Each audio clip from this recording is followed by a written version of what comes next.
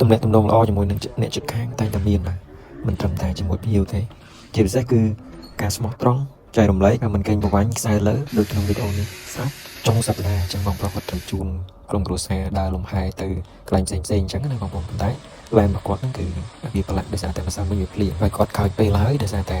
baby របស់គាត់នេះគឺវាចំតែខ្លួននេះឲ្យគាត់ជូន form យើងចូល stock អញ្ចឹងទេ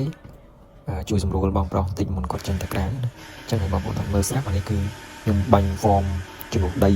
នឹងមុនបាញ់ទឹកអញ្ចឹងណាបងប្អូន form ជំនួសដីវាធ្វើកែវយើងគឺវាជំនួសដីធ្លាក់មកជួយសម្រួលការប្រឡាក់ចំណែកការលាយគឺយើងដាក់200 ml ទៅដោយសារឡានគាត់នឹងធំដែរ off road ហើយយើងបាញ់ទុកចោល5នាទីទៅបន្ទាប់មកយើងបាញ់ទឹកជំរះវាទៅអញ្ចឹងនេះបងប្អូនមើលលទ្ធផលទាំងអស់គ្នាដូចដែលបងឃើញលទ្ធផលនៅផ្នែកជាក់ស្ដែងទាំងអស់គ្នាដល់ខ្ញុំមិនបាច់ចាំ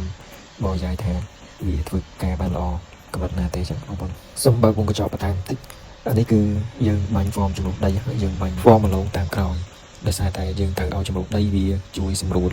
ភាពប្រឡាក់ឬក៏ដីជាប់ក្រាំងក្រាស់នឹងវាទន់សិនចឹងណាបងប្អូនអូខេបងប្អូនខ្ញុំមានប៉ុណ្ណឹងអរគុណសម្រាប់ការតាមដានជួបគ្នានៅវីដេអូបន្តទៀត